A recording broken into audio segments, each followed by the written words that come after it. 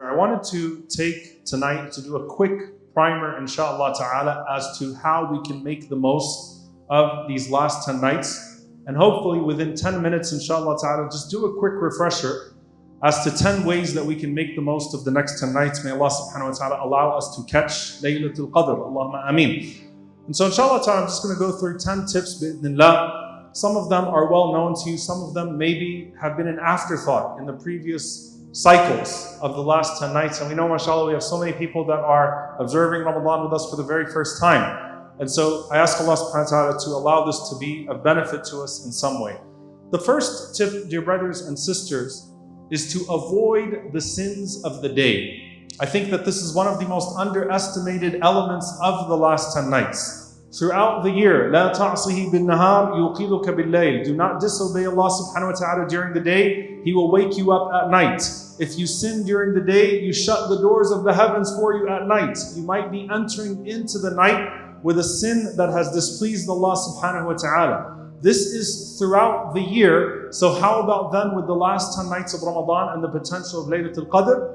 You don't want to be entering into Salatul Maghrib and you have the ghadab of Allah subhanahu wa ta'ala, the anger of Allah already upon you due to a sin that you committed during the day of Ramadan. So please, inshallah ta'ala, be very mindful, especially mindful of the sins that you commit during the day. So that's number one, avoid the sins of the day. Number two, avoid conversations at night. Avoid conversations at night. Now during the day, obviously you'll have to work, you'll have to socialize, you'll have to do things with family, whatever it may be. But at night, as Imam ibn Qudamah rahimahullah mentions, that most of the ways that the blessing of Laylatul Qadr is lost is when people mix with one another too much during the night, and then it's only natural that at some point your tongue slips. It slips into some form of backbiting, a little bit of gossip, a little bit of a hint there. Dear brothers and sisters, if you haven't had your iftar parties yet, don't do them in the last 10 nights. And this is not the time to congregate and to hang out. MashaAllah, we enjoy seeing each other, we enjoy socializing. But in these last 10 nights, try to prioritize yourself.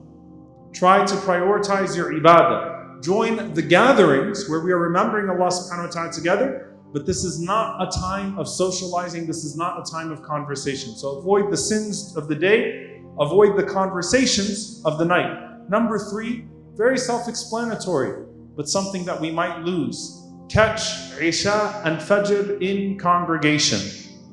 Sa'id al-Musayyib rahimahullah said, من صلى العشاء في الجماعة فقد نال حظه من ليلة القدر. Whoever prays Isha in Jama'ah, in congregation, would have taken their fortune of Laylatul Qadr. The Prophet ﷺ said that whoever prays Isha in congregation, it is as if they have the first half of the night.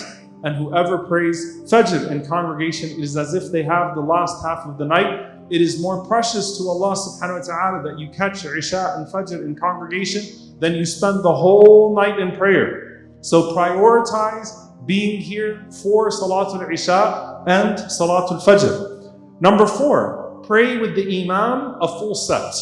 The Prophet ﷺ said that whoever prays behind the Imam in Qiyam until the Imam finishes, then that person has caught the entire night of prayer. Now there are multiple interpretations of that hadith, by the way. So if you have two Imams, for example, and one Imam is leading the first half, the second Imam is leading the second half, does it count if you pray just with the first Imam?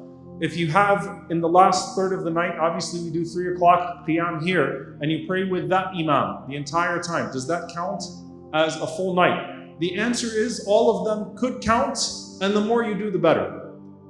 Obviously, if a person wants to pray the full 20, that is the best. There's no doubt about it. But if a person only prays with one Imam throughout the night, behind them as they recite, then inshallah ta'ala, we hope that that would be enough to achieve this particular reward. Number five, read the Quran extra throughout the night. Seems very self-explanatory, but it's actually missed sometimes. Qatada rahimahullah, he used to finish the Quran every 3 days of Ramadan, but then he would do a khatma every night of the last 10 nights. And there's a general trend that you find amongst the Salaf, amongst the pious predecessors, that they increase their recitation of the Quran, their wird, in the last 10 nights specifically. So even if you're trying to finish a certain amount during the day, by the way, it is one of the most beautiful things that you surpass your Quran reading goal. So if you wanted to finish one khatam, for example, in Ramadan, and you're doing a juz a day, if you finish 1.5, that's better than 1. And it'll kickstart you, inshallah ta'ala, into Shawwal, so that maybe you have a khatam at the end of Shawwal as well. But read more Quran in the nights, in the last 10 nights, than you do during the rest of Ramadan, especially during the day of Ramadan. And subhanAllah, the very first word revealed to the Prophet ﷺ on this night was Iqra, read. And surely in that is a sign that you honor the Quran with these nights. So try to increase your share of the Quran as you read. Don't diminish what you're reading in the day. Increase what you are reading in the night. Bi'idhnillahi ta'ala. Number 6. I did 5, right? Okay. Number 6. The dua of the Prophet ﷺ that he taught Aisha radiallahu ta'ala anha. Allahumma innaka afuwan tuhibbul afwa fa'fu anni. Aisha radiallahu anha asked the Prophet ﷺ, if I find myself in Laylatul Qadr, what should I recite? The Prophet ﷺ said, say Allahumma innaka afuwan tuhibbul afwa fa'fu anni. Oh Allah, you are the forgiver, you love to forgive, so forgive me. Read this dua throughout the night. Start your du'as with it, end your dua with it. Read it between the personal du'as that you are making, inshaAllah ta'ala. But there is nothing more blessed than the guidance of the Prophet ﷺ in what du'as that we should make in this regard. Number 7, make dua and dhikr even while you are in motion. I'm going to explain what I mean here. When we take Hajj groups, may Allah write us down from the Hujjaj and Laylatul Qadr as well. Allahumma ameen. I always tell people, don't waste the day of Arafah when you're waiting in line for this and waiting in line for that. Even that is a time of dua. As you're walking, it's a time of dua. As you are moving, it's a time of dua. As you're driving, it's a time of dua. You want to make use of every single moment. And some of the blessed adhkar are the ones that are coming just as you are moving from place to place, going from house to masjid, wherever it may be. Even if you're waiting in line for your suhoor, keep your tongue busy with dua and dhikr even while you are in motion on that night. Treat that night like every single second matters. Treat that night like every single second matters.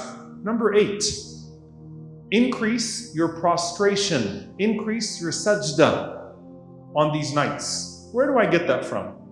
First and foremost, the Prophet ﷺ said, Man qama Laylatul Qadr, imanan wa ihtisaban ghufira lahu ma taqaddama min dhanbihi. That obviously the general rule is whoever stands up on the night of Laylatul Qadr with faith and seeking the reward, then they will be forgiven for all of their sins. But the best part of Qiyam is the best part of Salah, أَعِنِّي عَلَى نَفْسِكَ بِكَثْرَةِ السُّجُودِ, is to increase the time of your sajda. And in fact, subhanAllah, right before you read إِنَّا أَنزَلْنَاهُ فِي لَيْلَةِ الْقَدْرِ, the last words of the surah is what? That came down before it. وَاسْجُدْ وَاقْتَرِبْ.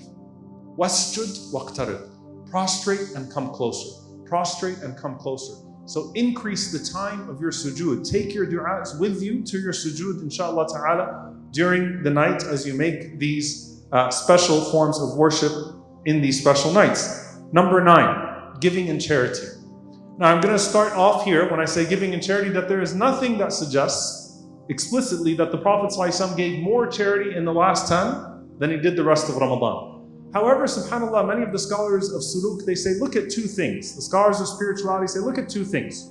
Charity has 2 effects. Number 1 is increase, and you seek increase in the night of Laylatul Qadr, which is increase. Number 2, تُطْفِئُ غَضَبَ الرَّبِّ, as the Prophet ﷺ said. Charity, especially sadaqatul sir, secret charity, extinguishes the anger of the Lord. And on a night of increase, where the greatest reward that you could seek is forgiveness, what better than an act that you do every single night, inshallah ta'ala, that is associated with increase and associated with the extinguishing of the anger of the Lord. So if you're automating charity, or if you're giving charity yourself, or if you see someone, whatever it is, be someone who is open to charity in these last 10 nights constantly, as you are to all good deeds. Number 10. Spend the last few moments of every single one of these 10 nights in istighfar, and seeking forgiveness. وَبِالْأَسْحَارِ هُمْ يَسْتَغْفِرُونَ. And during the time of suhoor, that time, they are seeking forgiveness. This is during regular times. What about the last 10 nights? What I mean by that is that sometimes people will be eating and socializing until the very last minute. And it might be that in that last minute of one of those 10 nights, you say, oh Allah, forgive me. Oh Allah, accept my good deeds despite their shortcomings. Oh Allah, accept me despite my shortcomings. That in those last few moments of istighfar and asking Allah for acceptance, that the whole night is overlooked. And if the whole night is accepted, then a whole lifetime of reward is granted. So spend the last few moments, bi'idhnillahi ta'ala, making istighfar, seeking forgiveness. Prioritize the last 5 minutes before the adhan of Fajr, every single one of these last 10 nights, inshaAllah ta'ala, and seeking forgiveness from Allah subhanahu wa ta'ala. Allahumma ballighna Laylatul Qadr. Allahumma ballighna Laylatul Qadr. Allahumma ballighna Laylatul Qadr. Oh Allah, allow us to observe Laylatul Qadr. Oh Allah, allow us to observe Laylatul Qadr. Oh Allah, allow us to observe Laylatul Qadr. Allahumma ameen. Jazakumullahu khairan. Inshallah ta'ala, we look forward to spending these 10 nights together. It's always a special time for our community as well. May Allah subhanahu wa ta'ala allow blessings and tranquility and acceptance to continue to descend upon us in this masjid, in our community, throughout these 10 nights. Barakallahu feekum. Assalamu alaikum wa rahmatullahi wa barakatuh.